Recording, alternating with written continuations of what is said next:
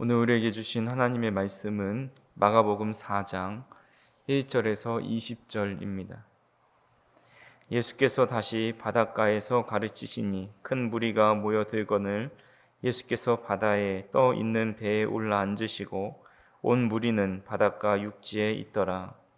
이에 예수께서 여러 가지를 비유로 가르치시니 그 가르치시는 중에 그들에게 이르시되 들으라. 씨를 뿌리는 자가 뿌리러 나가서 뿌릴새 더러는 길가에 떨어짐에 새들이 와서 먹어버렸고 더러는 흙이 얕은 돌밭에 떨어짐에 흙이 깊지 아니하므로 곧 싹이 나오나 해가 돋은 후에 타서 뿌리가 없으므로 말랐고 더러는 가시 떨기에 떨어짐에 가시가 자라 기운을 막음으로 결실하지 못하였고 더러는 좋은 땅에 떨어짐에 자라 무성하여 결실하였으니 30배나 60배나 100배가 되었느니라 하시고 또 이르시되 들을 귀 있는 자는 들으라 하시니라. 예수께서 홀로 계실 때에 함께한 사람들이 12제자와 더불어 그 비유에 대하여 물으니 이르시되 하나님 나라의 비밀을 너희에게 주었으나 외인에게는 모든 것을 비유로 하나니 이는 그들로 보기에는 보아도 알지 못하며 듣기는 들어도 깨닫지 못하게 하여 돌이켜 제사함을 얻지 못하게 하려 함이라 하시고 또 이르시되 너희가 이 비유를 알지 못할진대 어떻게 모든 비유를 알겠느냐. 뿌리는 자는 말씀을 뿌리는 것이라. 말씀이 길가에 뿌려졌다는 것은 이들을 가리킴이니 곧 말씀을 들었을 때에 사탄이 즉시 와서 그들에게 뿌려진 말씀을 빼앗는 것이요 또 이와 같이 돌밭에 뿌려졌다는 것은 이들을 가리킴이니 곧 말씀을 들을 때에 즉시 기쁨으로 받으나 그 속에 뿌리가 없어 잠깐 견디다가 말씀으로 인하여 환난이나 박해가 일어나는 때에는 곧 넘어지는 자요 또 어떤 이는 가시떨기에 뿌려진 자니 이들은 말씀을 듣기는 하되 세상의 염려와 재물의 유혹과 기타 욕심이 들어와 말씀을 막아 결실하지 못하게 되는 자요 좋은 땅에 뿌려졌다는 것은 곧 말씀을 듣고 받아 30배나 60배나 100배의 결실을 하는 자니라. 아멘. 오늘 우리가 읽은 말씀은 너무나도 유명한 씨 뿌리는 비유입니다. 예수님께서 이 비유를 말씀하신 이유는 어떻게 하면 농사를 잘 지을 수 있을지에 대한 말씀이 아닙니다. 예수님은 세상의 많은 곡식을 풍성히 거두며 살아가는 것보다 영적으로 하나님의 말씀을 어떻게 하면 잘 받아서 또 열매를 잘 맺을 수 있는지에 대해서 알려주시는 것입니다. 사실 오늘 본문을 자세히 다루려면 사실 많은 시간을 좀 할애해야 하는데 시간 관계상 다 다루지 못하기 때문에 앞에 나오는 세 가지 밭에 대해서 짧게 살펴보고 또 좋은 땅에 대해서 중점적으로 살펴보도록 하겠습니다.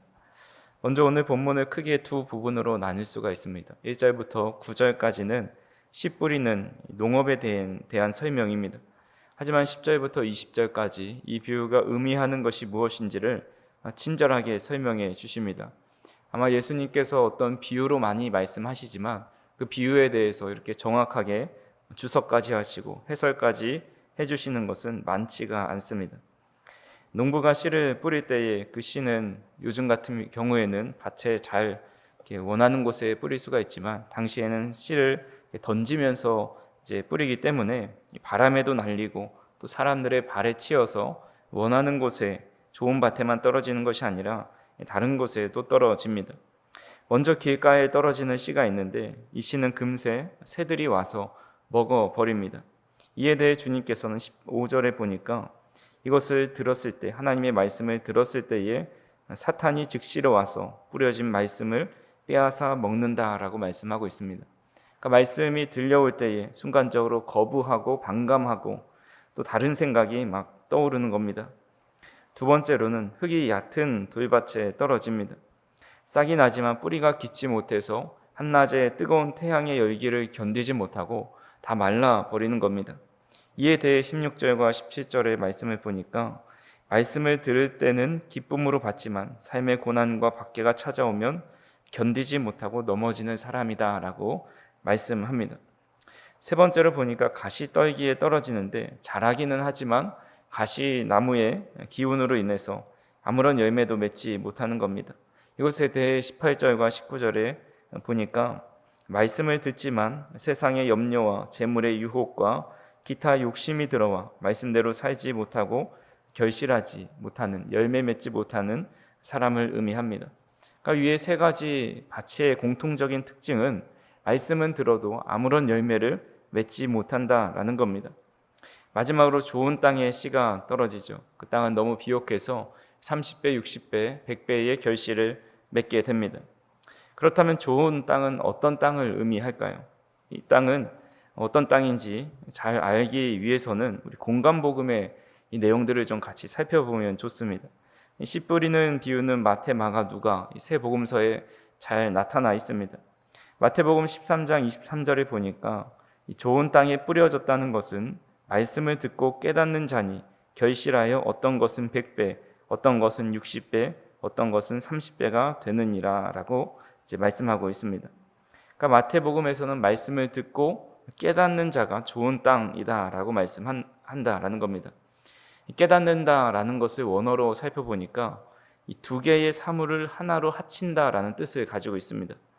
그러니까 하나님의 말씀이 떨어졌을 때 그 하나님의 말씀과 자신이 가지고 있었던 경험과 지식과 판단을 함께 합쳐서 하나님의 말씀에 맞춰서 살아가는 사람이 깨닫는 사람이다라는 거죠.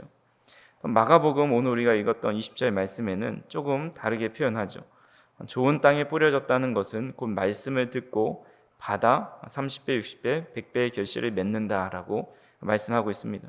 그러니까 마가복음에서는 이 받는다라는 말을 이제 사용했는데 이것을 원어로 보면 인정하다, 환영하다라는 뜻을 가지고 있습니다. 즉 하나님의 말씀을 환영하고 또 인정하면서 받아들이는 것을 의미합니다.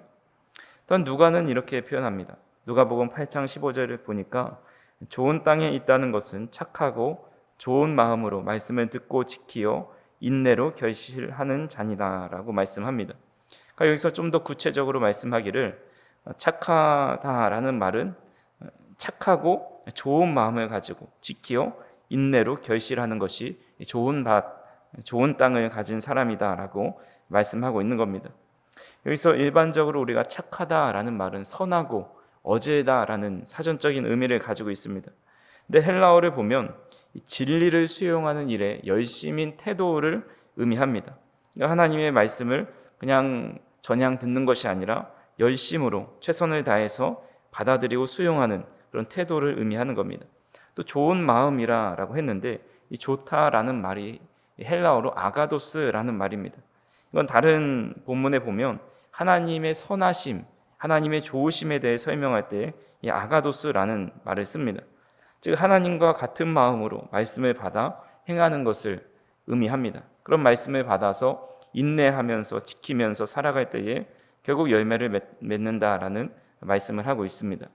그래서 이 세 복음서, 공간복음서에서 말씀하시는 이 좋은 땅의 말씀은 약간씩 다르게 나타나는데 공통적인 부분이 있습니다. 그것은 바로 말씀을 듣고 깨달아 받아서 듣는다, 말씀을 듣는다라는 말이 이제 공통적으로 들어가는 단어입니다. 그래서 누군가 말하기를 우리 인간은 말하는 것을 배우기까지 2, 3년이면 족하지만 듣는 것을 배우기까지는 80년이 걸린다 이런 말이 있습니다. 그만큼 말하는 것보다 듣는 것이 참으로 어렵다라는 것이죠. 근데 사람들은 듣는 것보다 말하는 것을 더 좋아하고 자신의 소리에 귀를 기울여 주기를 원합니다. 그러니까 복음이 전해질 때에 그 복음을 듣고 받아들이는 것은 쉬워 보이지만 사실 세상적인 관점으로는 정말 어려운 일입니다. 지금도 수많은 진리가 선포되어져 있고 복음이 전달되고 있지만 많은 사람들이 그 소리를 듣지 않고 받아들이지 않고 있습니다. 하지만 좋은 밭을 가지고 있는 사람은 하나님의 말씀을 들을 때에 그대로 수용하고 또 받아들이는 겁니다. 초대교회에 보면 그렇게 좋은 밭을 가지고 있었던 성도들이 있었습니다. 데살로니가 교회였는데요. 그 데살로니가 2장 13절에 보면 이러므로 우리가 하나님께 끊임없이 감사함은 너희가 우리에게 들은 바 하나님의 말씀을 받을 때에 사람의 말로 받지 아니하고 하나님의 말씀으로 받음이니 진실로 그러하도다. 이 말씀이 또한 너희 믿는 자 가운데서 역사하시느니라 라고 말씀합니다. 그러니까 좋은 땅, 좋은 밭을 가진 사람은 하나님의 말씀을 들을 때에 그 사람의 말로 듣지 않고 하나님의 말씀으로 겸허하게 받아들이고 수용하고 또 그 말씀에 자신의 생각과 가치 등을 내려놓고 순종하는 사람이다라는 겁니다. 그렇게 살아갈 때에 결과적으로 30배, 60배, 100배의 결실을 맺게 된다라는 거죠. 그렇다면 우리는 길가와 같고 또 바위와 같고 가시덤불과 같은 우리의 마음을 어떻게 옥토와 같이 또 좋은 땅으로 만들 수 있는 것일까요? 분명한 것은 우리 스스로 마음밭을 우리가 원하는 만큼 좋은 땅으로 기경할 수가 없다라는 것입니다. 이것은 오직 성령님만이 하실 수 있는 일입니다. 그래서 에스겔서 36장 26절에서 27절에 보시면 또 새 영을 너희 속에 두고 새 마음을 너희에게 주되 너희 육신에서 굳은 마음을 제거하고 부드러운 마음을 줄 것이며 또 내 영을 너희 속에 두어 너희로 내 율례를 행하게 하리니 너희가 내 규례를 지켜 행할지라 라고 말씀합니다. 그러니까 우리가 아무리 우리 스스로 내가 좋은 땅의 마음을 가져야지, 내가 늘 하나님의 말씀을 부드러운 마음으로 받아들여야지, 아무리 마음을 다잡는다 해도 사실 우리가 마음 먹은 만큼 그렇게 쉽게 되지 않는다라는 겁니다. 하지만 우리의 의지와 상관없이 우리의 마음이 옥토와 같이 개경될 수 있는 것은 새 영이신 성령께서 우리 안에 계셔서 우리의 굳은 마음을 제거하시고 또 부드러운 마음을 주셔야 가능하다라는 겁니다. 또 우리 주님께서 성령께서 우리 안에 계셔서 그 말씀을 행하게 하려고 내 율례를 행하게 하고 내 규례를 지켜 행하게 하셔야지 우리는 그 말씀을 지키어 인내로 결실을 맺을 수 있다라는 것입니다. 말씀을 정리하면 이렇습니다. 씨 뿌리는 비유를 통해서 4가지의 밭이 나오죠.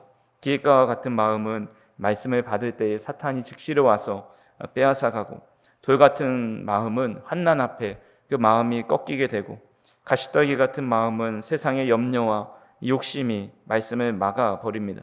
그러나 이 좋은 땅, 옥토와 같은 마음은 말씀을 듣고 깨닫고 받아서 지키고 인내로 결실하게 된다라는 겁니다. 하지만 우리 마음 스스로 옥토가 될 수 없다라는 거죠. 그래서 굳어진 마음을 부드럽게 하시고 또 상처와 욕심을 제거해 주시고 말씀대로 살아갈 수 있는 분이, 있게 하시는 분이 바로 성령님 뿐이다라는 것을 우리는 인정하고 또 그런 성령님의 은혜를 간구해야 한다라는 겁니다.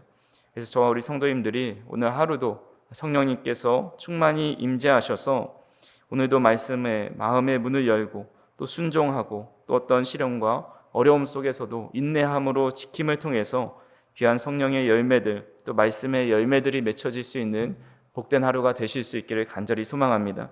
그렇게 될 때 우리의 삶에 30배, 60배, 100배의 아름다운 결실이 맺히고 또 하나님 나라의 기쁨과 영광이 우리의 삶에 가득하실 수 있기를 간절히 소망합니다. 기도하시겠습니다. 사랑과 은혜가 풍성하신 하나님 아버지, 우리의 마음은 길가와 같고 또 돌밭과 같고 가시떨기 같은 우리의 마음이 많이 있을 때가 고백합니다. 이 시간 성령께서 우리의 마음속에 충만히 임하셔서 우리의 마음을 갈아엎어 주시고 굳은 마음을 제거하시고 부드럽고 선한 마음으로 변화시켜 주시옵소서. 주님의 말씀을 듣고 묵상하고 또 들려질 때에 깨닫게 하여 주시고 받아 지키며 인내로 결실하는 삶을 살아갈 수 있도록 인도하여 주시옵소서. 우리의 생각과 고집과 경험을 내려놓고 오직 하나님의 말씀과 하나가 되어 살아갈 수 있도록 인도하여 주시고 우리 안에 계신 성령님을 의지하며 어떤 시련 속에서도 믿음을 지키며 마침내 주님이 원하시는 30배, 60배, 100배의 풍성한 열매를 맺으며 살아갈 수 있도록 인도하여 주시옵소서. 오늘도 한날을 살아가는 귀한 성도님들의 삶 가운데 함께하여 주시고 귀한 열매를 잘 맺는 그런 하루가 되게 하여 주시고 우리의 삶의 풍성한 열매로 응답해 주시는 하나님의 은혜를 경험할 수 있도록 인도하여 주옵소서. 예수님의 이름으로 기도하옵나이다. 아멘.